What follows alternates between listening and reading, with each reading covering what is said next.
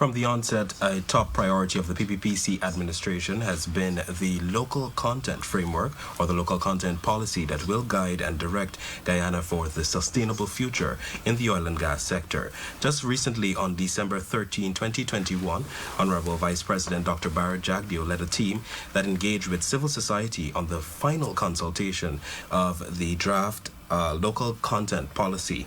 And of course, that policy is, like I've mentioned, a top priority of the administration. And in studio with me at this time, I have quite a full house. I am joined by the Honorable Minister of Natural Resources, Vickram Bharrat.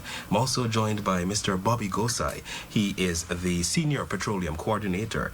I'm also joined by Mr. Michael Monroe. He is the legal officer there attached to the Ministry of Natural Resources. And of course, Mr. Richard Rambaran. He is the Executive Director there representing the Georgetown Chamber of Commerce and Industry. That's the GCCI. Thank you all for being here, taking time out to be here. I feel like I'm in the middle of greatness.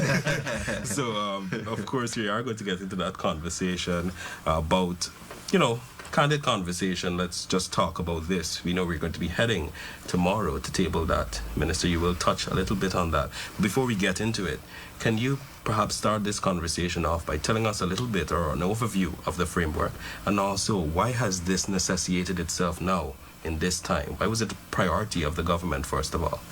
All right, thank you, Bruce. Let me say good evening to our viewers and gentlemen. And thank you for having us on this program here to enlighten and to have a discussion so that all Guyana can understand what is in the local content bill that will be tabled in Parliament tomorrow. What are the benefits that will be derived from that bill for Guyanese? So it's a good conversation that we want to start now. And of course, we will continue over the next few days as we continue to enlighten our Guyanese brothers and sisters on what really is in the local content bill and how it will benefit Guyana and Guyanese businesses. Before I go into the actual content of the bill, let me start by saying that it wasn't an easy task. When we took over government in August 2020, there wasn't a proper policy in place that speaks to how Guyanese will benefit from the oil and gas sector. And as you're aware, we don't have the best PSA, production sharing agreement, in the world. We all know that has been heavily publicized and criticized by us too, that we didn't have the best deal to start with. So we see the local content legislation as a way of pulling in benefits for Guyanese and Guyanese businesses, because we firmly believe that Guyanese must benefit from this new sector. It is new for us.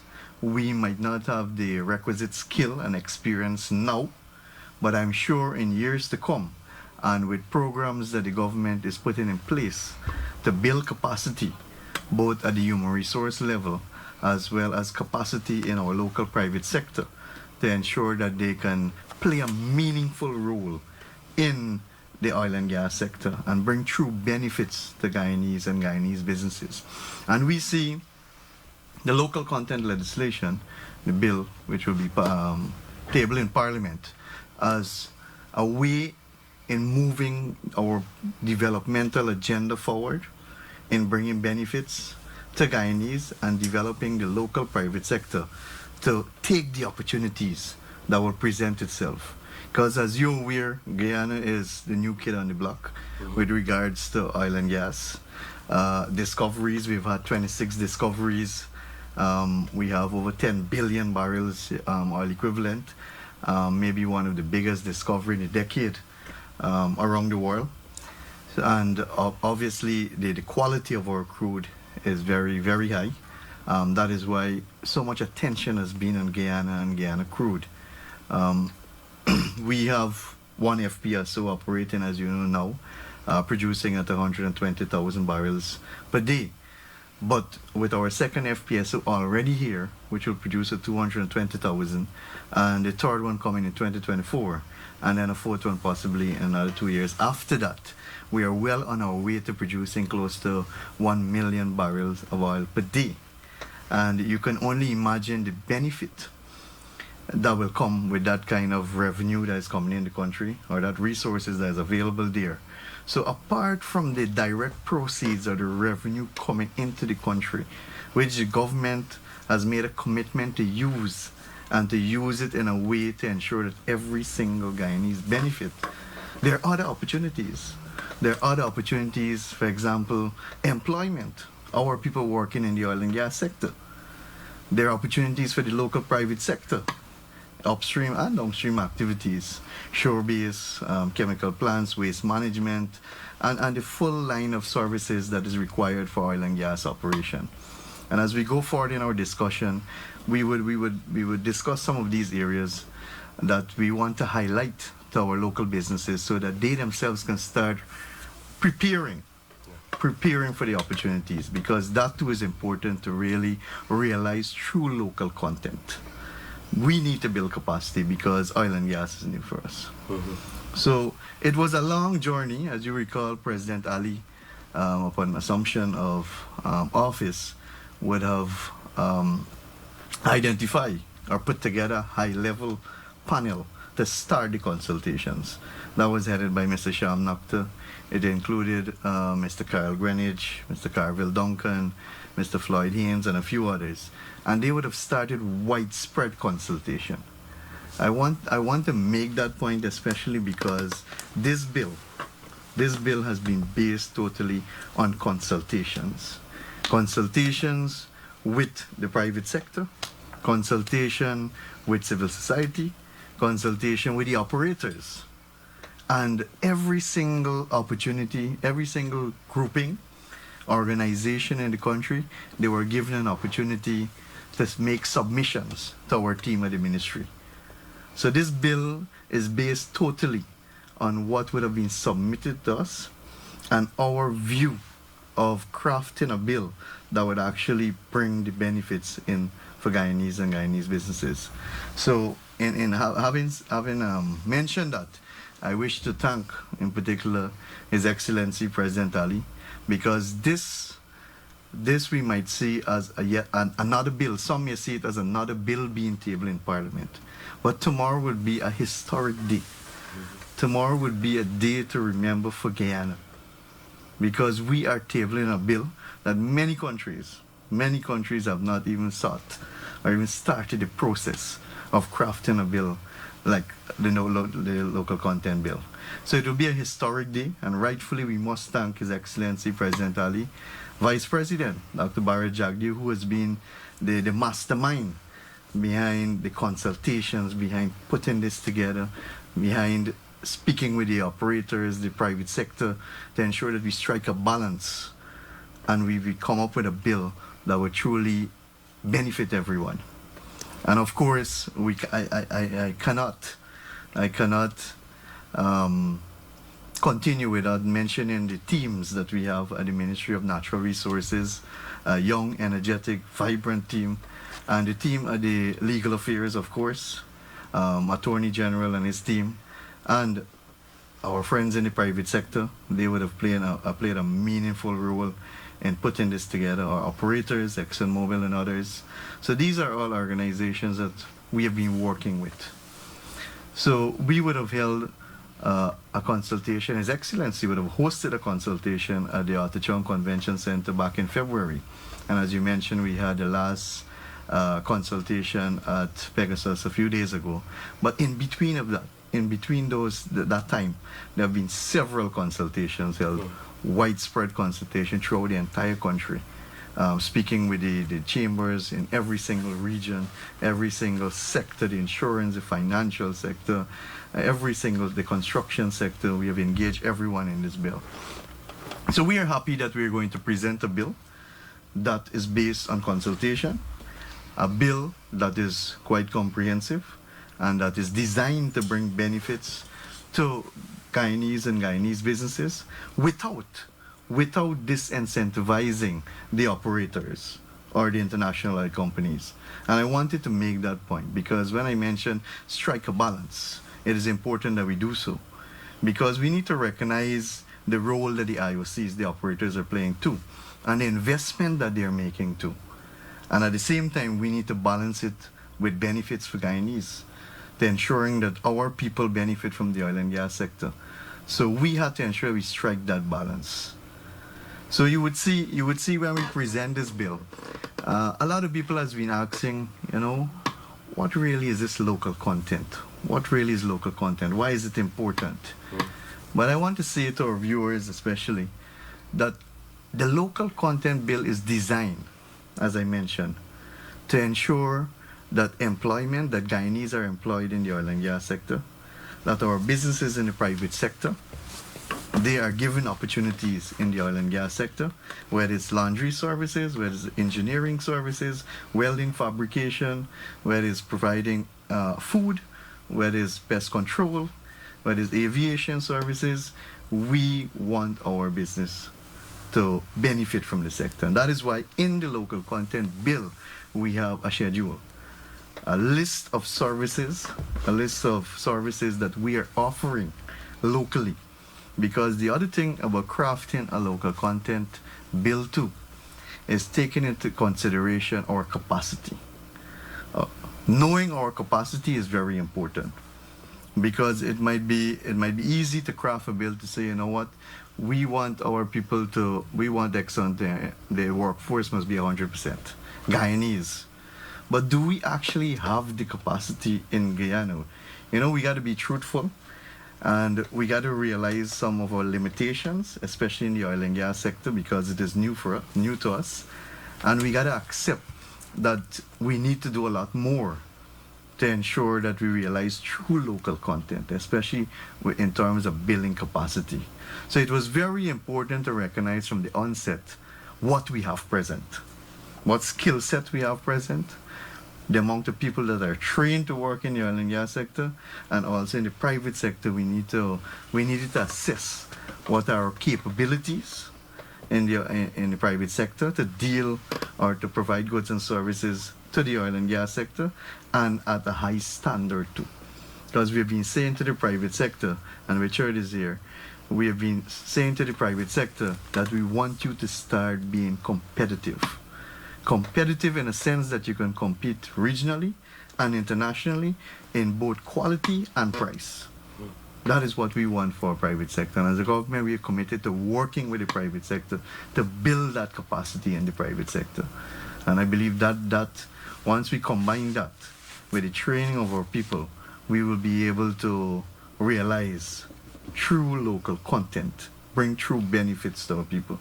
So there is a schedule there, I think it's about 40 different areas, areas that we as a country we have capabilities to provide, and of course there are targets that we set that these operators must achieve these targets at the ending of 2022.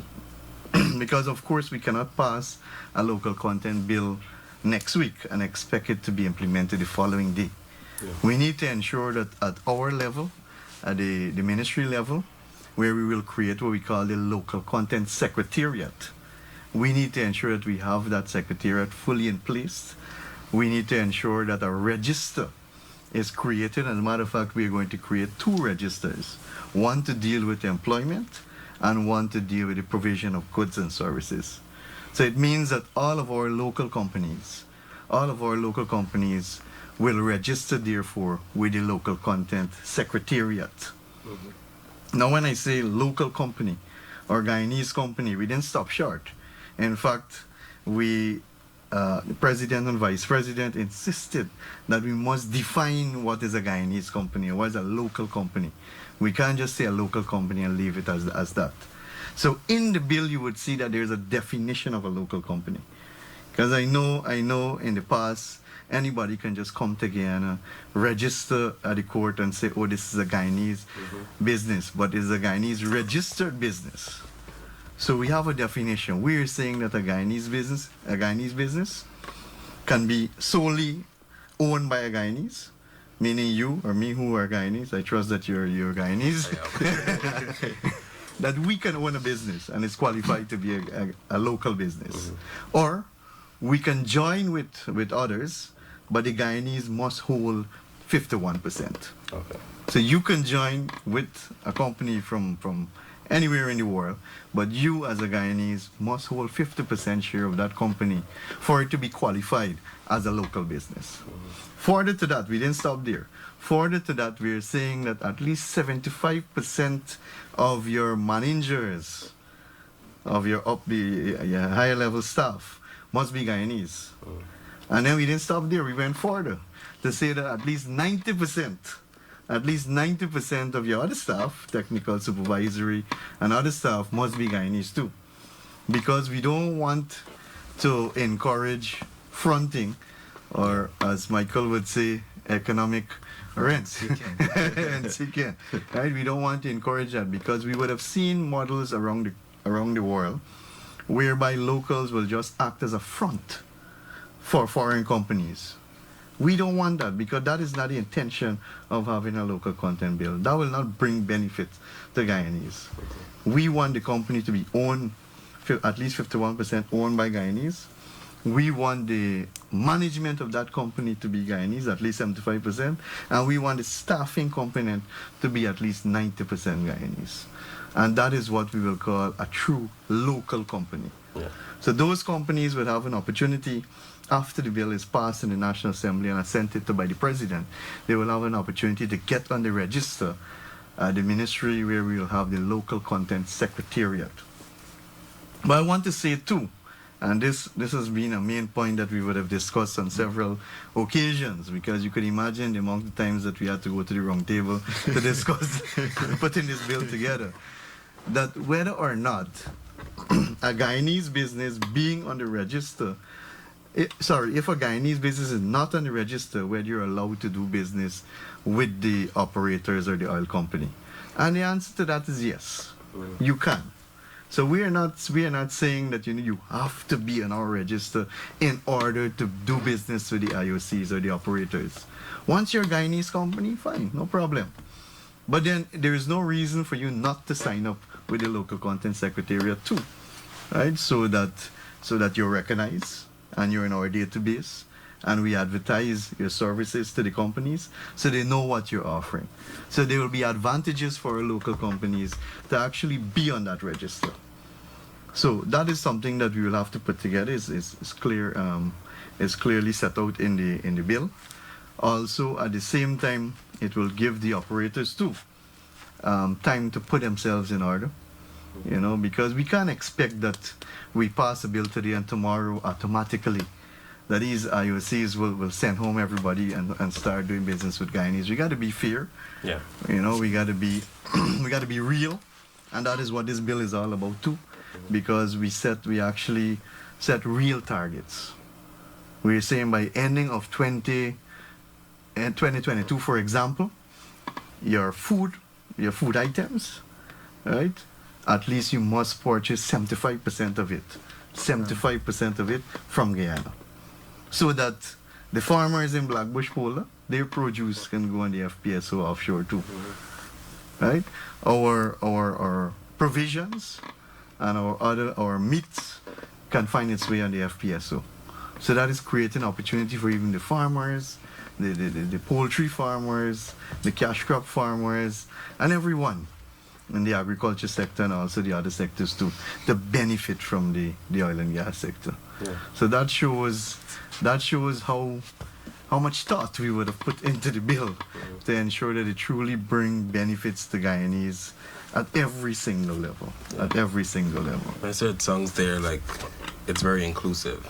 I think that was the main focus, that each stakeholder had an input into this. It sounds inclusive, and it sounds like a wonderful time to be Guyanese and to own a business, to be frank and honest. But I want to bring you in here, Mr. Gosai. I want to talk specifically about the history of this. I know we would have been talking candidly, and you mentioned removing from policy to legislation. Correct. So let's break that down for us to understand. Let's talk especially 2015. That was a crucial time for oil and gas in the country. From then to now, where are we?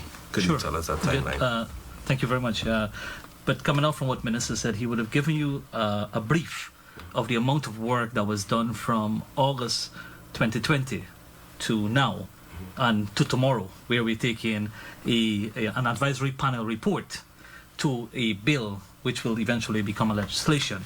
But the work on local content and the discussion on local content, as you said, started a long time ago. As a country, we know we needed to have local content. There was some work that was done before, but not definitive work, not strategic work to set out the framework for a local content policy, nor a local content bill. In 2020, in August of 2020, we at the Ministry of Natural Resources took the report from the advisory panel, which was done heavily on consultation across the country and a wide cross-section of stakeholders.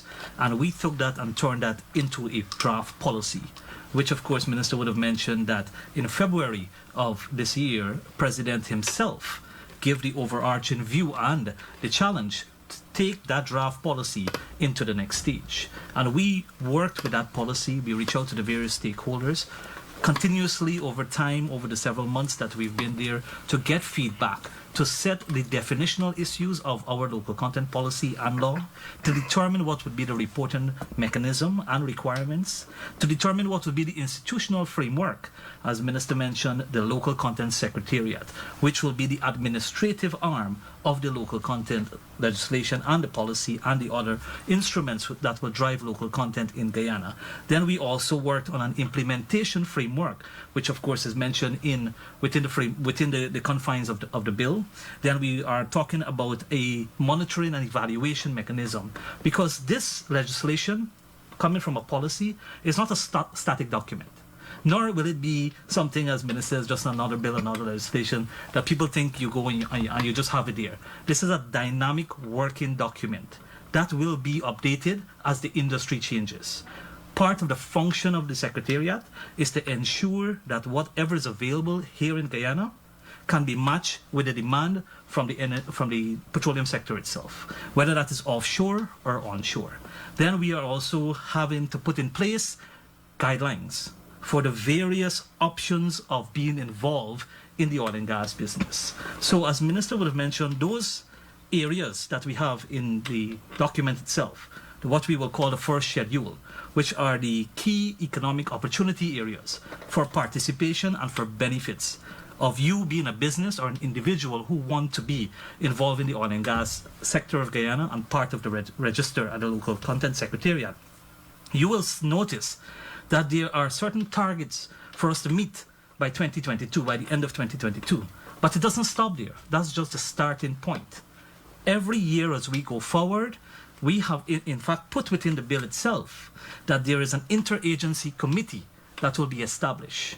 So there are certain questions that will come out in terms of this document itself, this legislation, the drafting of a legislation coming from the crafting of a policy is a mechanism, a dynamic mechanism that we are putting in place from August of 2020 to here we are, December 16 tomorrow of 2021, that will, as Minister said, will be a historic day. Historic day for us as a country, as persons who are working in the Ministry of Natural Resources, in the private sector, in the legal fraternity, and every part of public and private sector, to see that you have a bill that took a while to come to a point that is realistic, achievable, and of course will be dynamic in terms of the industry itself.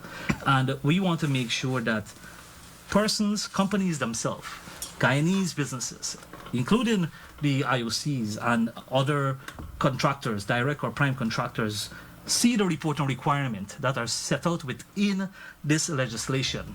I am saying that because there are so many iterations of discussions between the public sector and the private sector and the civil society to make sure that we capture not only the mechanisms for the economic rents to stay in Guyana, but to ensure that Guyanese companies benefit and the people of Guyana can participate wherever necessary. Yeah, thanks for that. You know, Mr. Monroe, I want to bring you in here. Minister was talking specifically about businesses, this specific framework that will be in place, safeguarding companies, persons fronting businesses. I want us to touch a little bit upon the importance of the legal framework behind this legislation. And furthermore, let's talk a little bit about penalties also. If a business comes in and they are not following these guidelines, what happens? I think fundamentally we need to understand that the bill represents the sovereign will of the people. And insofar as that bill is enacted, the manifestation of that bill, parties that are in Guyana, participating in Guyana, would have to comply with those obligations within the bill. So as Bobby rightly said, we have an infrastructure. We have the minister who is dealing at the policy level. We have the secretariat that is dealing with the technical level. We also have the interagency committee, which is dealing on a more advisory basis. And we also created mechanisms for a multi-stakeholder group.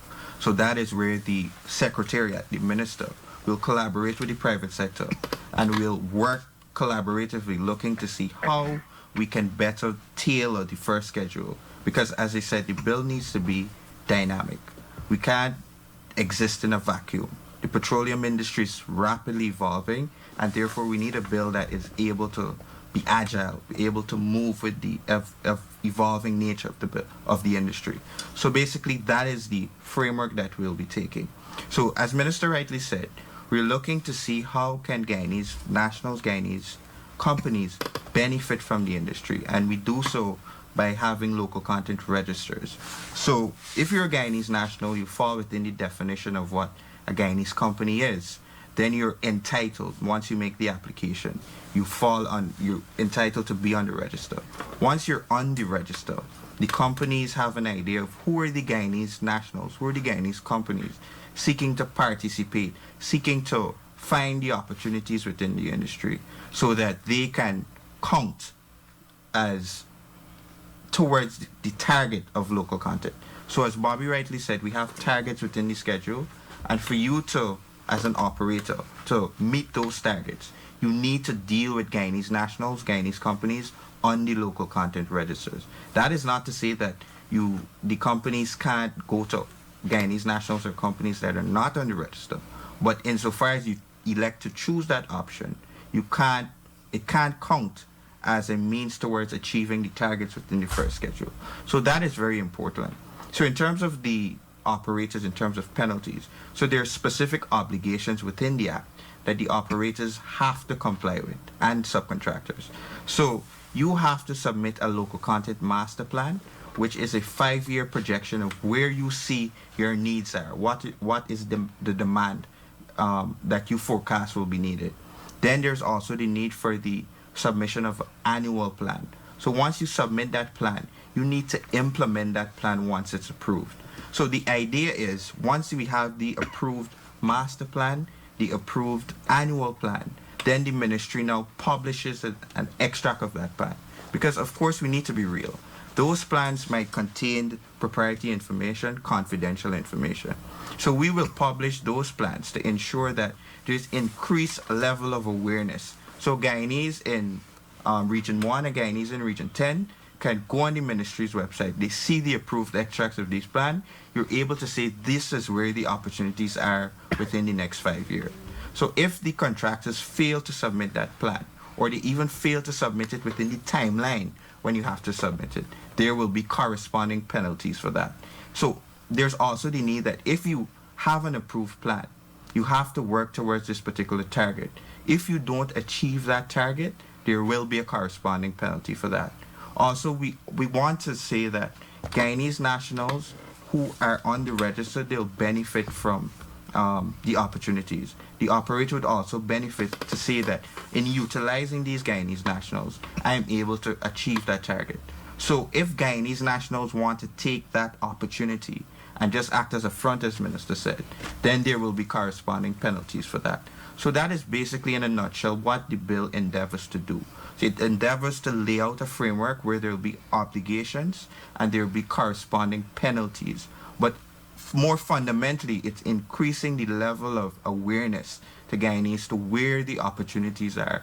Where can I strategically position myself from today to say that within 5 years, this is where the demand will be. So as a businessman, as a Guyanese national, I can, if I'm looking for employment in this area, I can acquire the necessary skill sets to move in that direction. As a Guyanese business, I can collaborate my operations so that I can effectively and competitively participate in this sector or subsector. So that is basically the idea behind the bill. And as I said, the bill needs to be dynamic. So we introduced a schedule which allows the Honorable Minister some sort of flexibility. So as we assess the development of the sector, we're able easily to just issue an order and amend the schedule, and then we keep moving forward gradually and incrementally. So that's basically the framework for the bill. Thanks for that, Mr. Manu. Of course, at this time we have to hear from the loan businessman. I want to ask you specifically. I know you perhaps were involved in consultation, and GCCI was also. But how do you envisage, or do you see this really benefiting companies? Let's talk about now what currently exists. After the implementation of this legislation, how do you see companies specifically being better able to respond to these opportunities that will be created, being better able to market themselves not only at the local level but regionally and internationally, and also be able to benefit directly from oil and gas? So thank you for that, Travis, and of course thank you for the opportunity to be able to speak here on behalf of the local private sector. So the first thing I want to say, maybe just summarizing what you would have said, is how is it that this bill effectively benefits the local private sector? But more importantly for that, I think when Minister gave his prefatory remarks, he would have mentioned some amount of history regarding the bill from since he has become minister to now.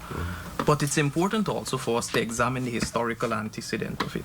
In the context of the Georgetown Chamber of Commerce and Industry being perhaps one of the first major and perhaps the first organization in the country to actually advance and propose the entire discussion about local content. And this has been done since late 2016, 2017. And this entire discussion has evolved over time. And I want to say firstly that we are extraordinarily happy that we are at the place where we are at. That is the point where Guyana is now about to table a local content legislation in Parliament, because from the very beginning of the advance that we would have been making, we have always said that local content legislation is the gold standard for the development of local enterprise. It is not the only thing, but it is one of the most important instruments.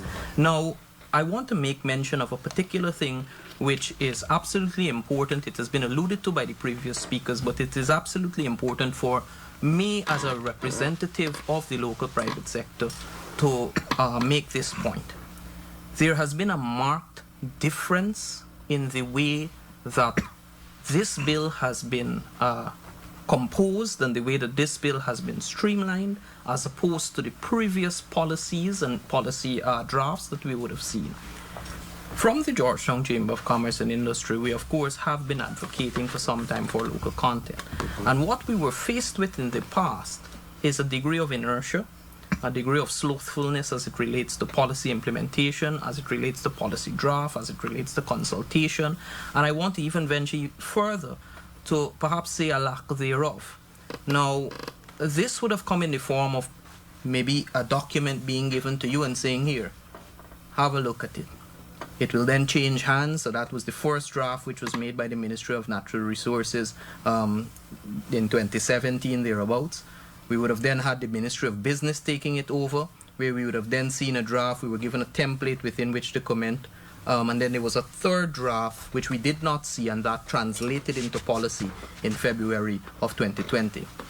And I felt, as someone who has been involved in this continuously, as if we had been in dialogue through the newspaper.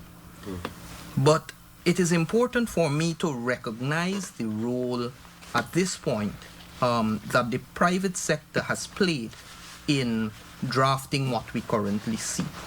There has been a consistent process of consultation. There has been a consistency in the way that the private sector advances and the way that the government receives the support or constructive criticism, because I want to say that it is not, as Minister and the other speakers have alluded to, it has not always been that we've seen eye to eye on everything. And maybe when this bill comes forward into Parliament tomorrow, there may be things that the elements of the local private sector do not like. There may be things that the elements of the local private sector like.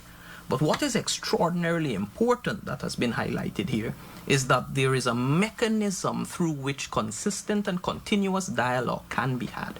And we firstly want to say that from a conceptual and a philosophical level, in approaching the bill, we are, as the private sector, appreciative of that fact. And that in itself lends itself towards ensuring that the outcome that obtains is one that is representative of Guyanese businesses, and one that is not hoisted necessarily upon Guyanese businesses, but it grows from the ground up. And that is extraordinarily important, because we are in a time where the economy and biological extension, the business community, is undertaking tremendous change. Now, what obtained in 2017 as regards the capacity of the local private sector is not the same today. Today, we have a multiplicity of firms with ISO 9001 certification, quality management systems.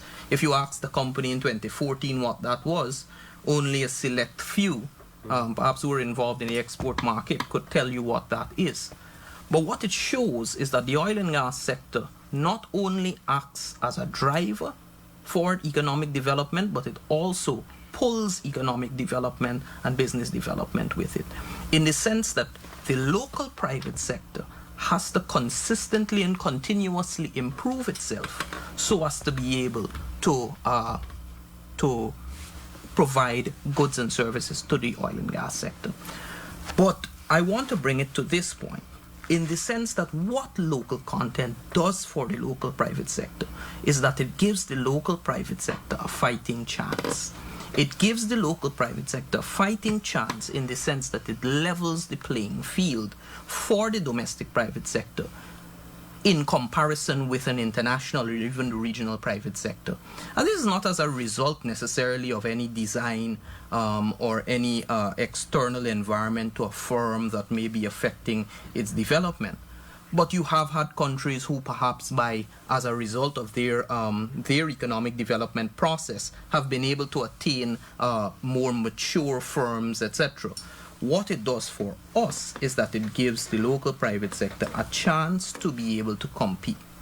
However, I want to say that the Chamber of Commerce and its membership are both well aware, the Chamber of Commerce from a secretariat level as well as the membership of the Chamber. We are both well aware that this cannot be the end of it for us. It's been a consistent change process, and it is one where we have to charge the local private sector to consistently improve itself, because you'd hear a lot of complaints about the external environment, reliability and quality of electricity, high interest rates, etc.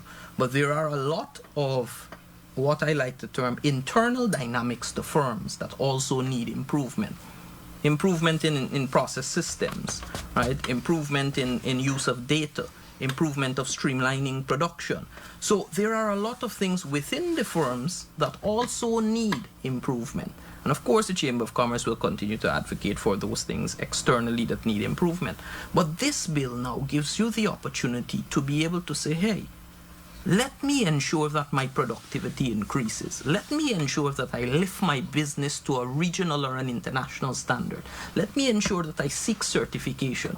Because if I am doing this, I have now a framework, a legislative architecture, a receptive government who now has tabled a bill, I suppose will be assented to by His Excellency, and it now gives you an opportunity to materially participate once you are competitive. And that is extraordinarily important within the development trajectory of both enterprise and the Guyanese economy. So I'll start my remarks off this evening by saying that.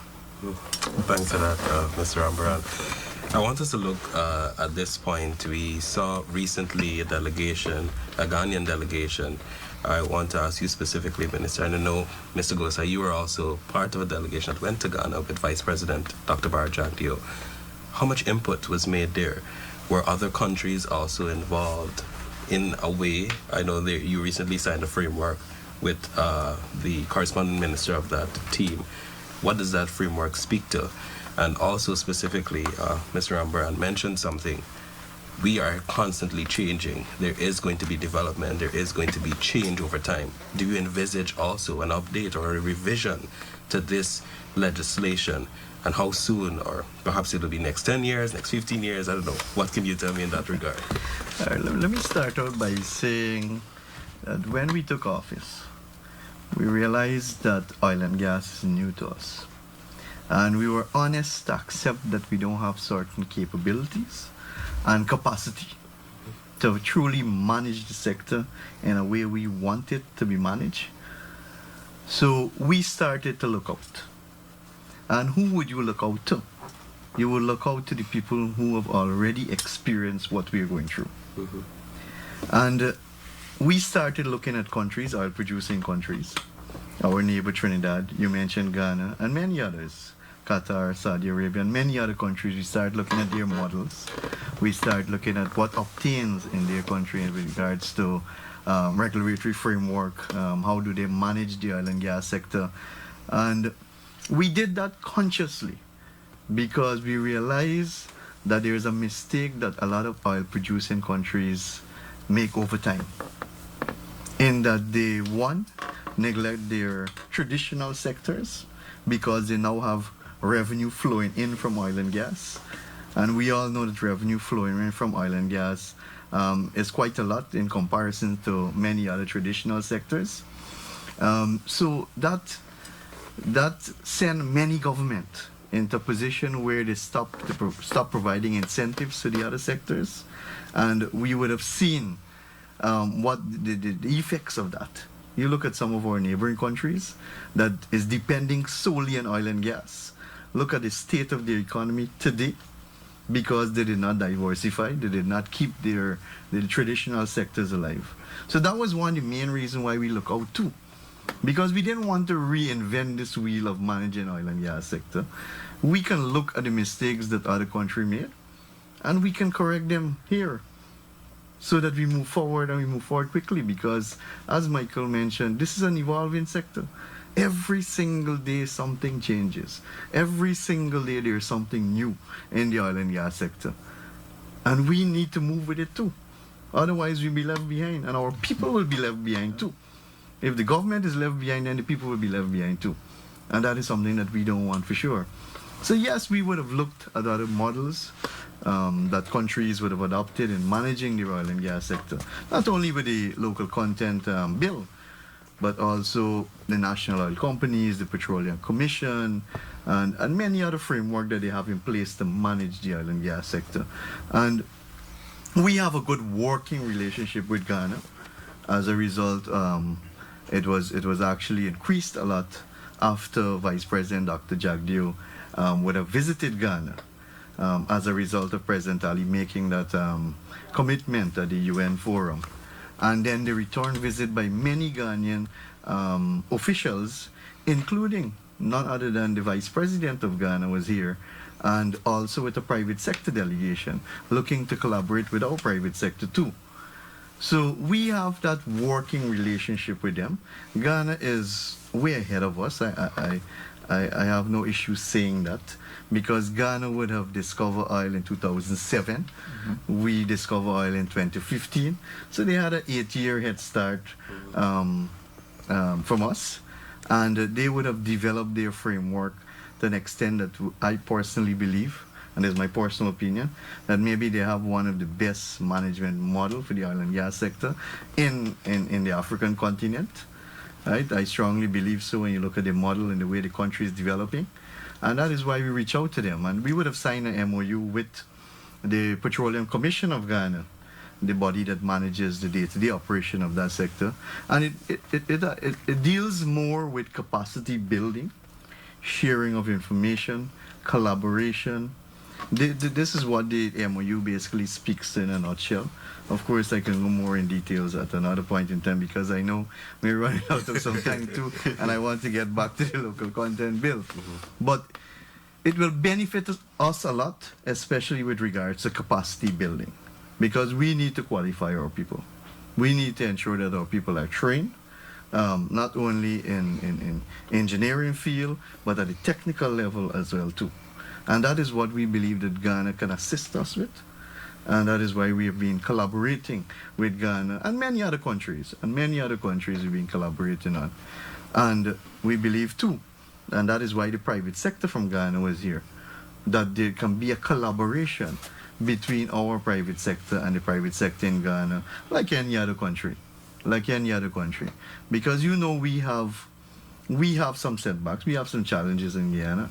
Richard mentioned access to capital, interest rates, and all these. And that is why President Ali has been calling on our private sector to form themselves into partnership, joint venture consortium, because the oil industry, and this is something that we need to understand, the oil industry, and I like to put it plain and simple, is a big money industry. It's a big investment. It's not going and do mining, small-scale mining, or cutting logs in the forest, or planting a kitchen garden, right? It is big money investment, and of course the returns are high too. So that is why we believe that our private sector need to put themselves in groups and to make use of the opportunities and don't allow the opportunities to slip through, right? Now, coming back to the actual bill with regards to the schedule, or the bill itself. The bill is, I would say, is a living document. It's a live document. Bobby and Michael would have referred to that. It is a bill that I wouldn't necessarily put a time frame as to when this bill or when the schedule will be altered or when it will be changed, because it can happen at any point in time based on our capacity. Based on our capacity. So right now, we would have met with the private sector and we say, you know what? We have capacity to supply 75% of the food that goes to the FPSO. We have 95% capacity in pest control. Right? We have capacity in accounting, in legal services. We have capacity in rental, accommodation, in transportation, providing vehicle, in rental of crane. We have capacity in that because we have to be true to ourselves too. We can't prepare a document that is a nice intellectual document. It speaks nice and has very nice targets. But then at the end of the day, we cannot achieve them. Or at the end of the day, we're putting pressure on the IOCs or the operators because they themselves can't reach the target. And they're being fined and penalized every single day. We can't put ourselves in a position like that because it would not only harm the operators, it will harm us as a country. It will harm us as a country. So we got to be real. So what you will see in that schedule when it's presented tomorrow are the real targets that we believe that we have the capacity in Guyana to achieve now. But as Richard mentioned, once the capacity changes, once we build capacity and we see that we can actually provide more goods and services, there is nothing stopping us. And our government is committed to that. I want to say that clearly. Our government is committed to that. Michael is the legal man. Michael has a clause in there to say that the minister can just sign an order with a negative resolution in the parliament and we just change the schedule. Right? To reflect our capacity in another 6 months or another year. So it will be changing as the industry evolve and as we build local capacity too, because that is important. Yeah. I was just giving a signal that, you know, I know. But just quickly, I want to get a question in, specifically to you, Mr. Gosai and Mr. Rambaran. I want us to talk about the grassroots level.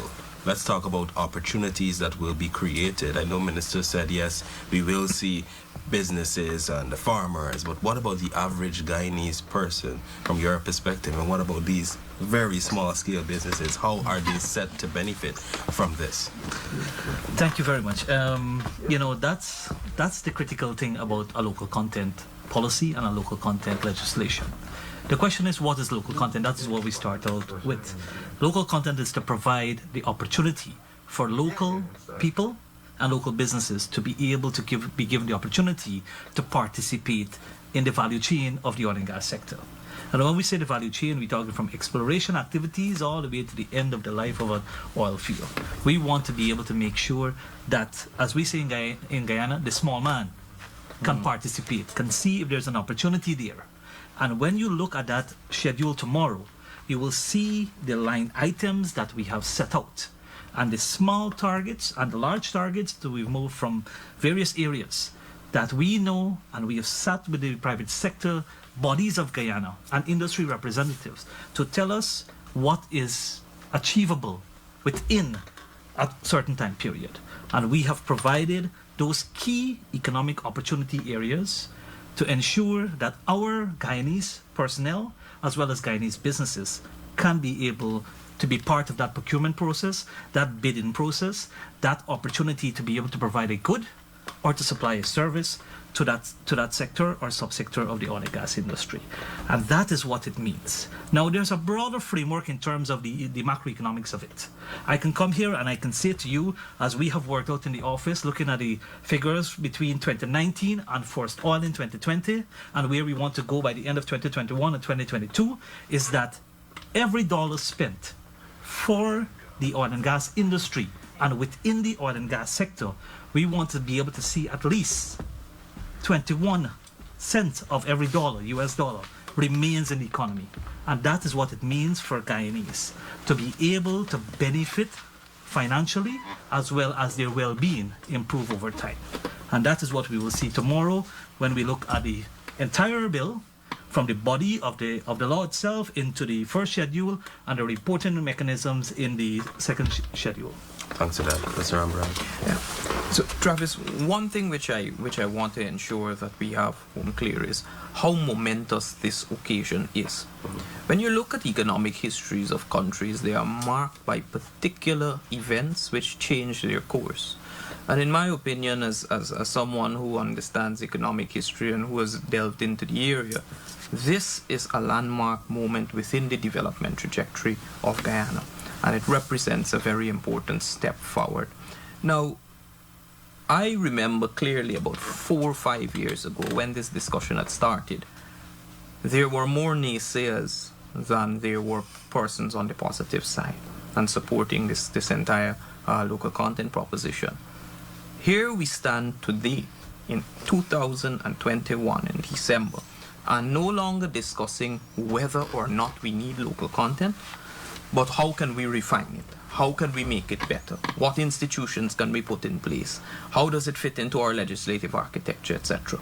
So one must take cognizance of how far we have come within a short period of time. And I want to say that since Minister Bharrat has been in office, we've really been accelerating the rate at which we are moving. And I know Michael and Bobby especially, they've been working very hard, and the other folks there, they've been working very hard to ensure that we push this document forward, that we have the right balance in place, that local benefit obtains, and that in-country value retention, right, which is the key objective of local content, occurs.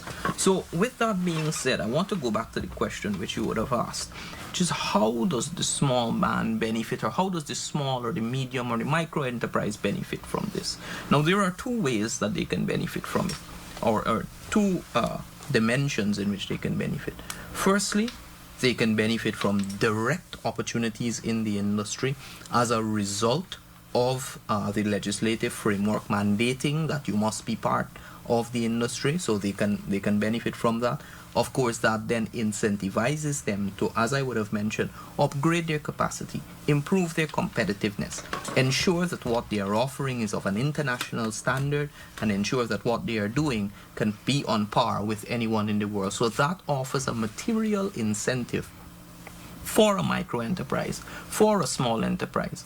Even if you cannot at this point in time, you realize that, you know something, there is a legislation there in place that puts me on a good footing.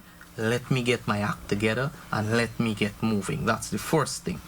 Now, secondly, is that what it does is that even for those persons who may not be directly participating in the oil and gas sector, There are a number of other subsectors and sectors that act as periphery or as support for the core industry.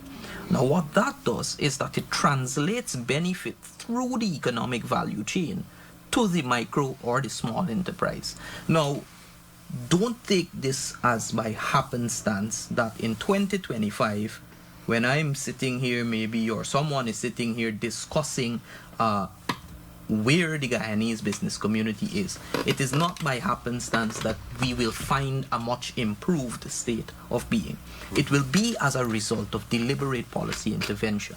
It will be as a deliberate result of what will obtain not only from the local content legislation, but the other areas of policy agenda, legislative agenda that the government has to ensure that the local private sector benefits. So those two ways represent the key dimensions through which this can occur.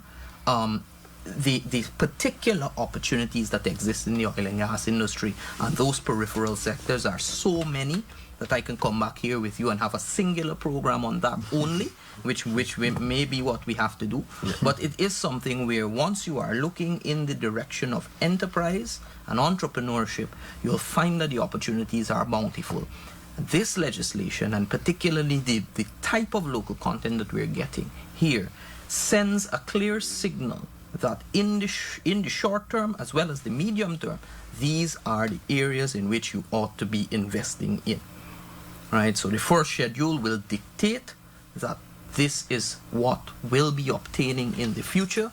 And here, if you can't do it now, get your act together, and maybe in a couple of years you will be able to do it. So what I would have mentioned it offers is a material incentive for private sector improvement and overall economic development. Yeah, thanks for breaking that down, Mr. Rambrand. Thank you all for taking time out to be here. Of course, you alluded to we will need several other conversations, so I will be seeing each one of you perhaps in a singular interview where we could really get in depth and understand this document. But nevertheless, thank you for being here and sharing so much with us. And of course, you said tomorrow is going to be a very, very exciting day for Guyanese. Very exciting day for you in particular too. You've been working hard. So thank you so much, and all the best on tabling that tomorrow. Thank you. And I know our listeners and viewers will be tuned in to know what is going on in the country.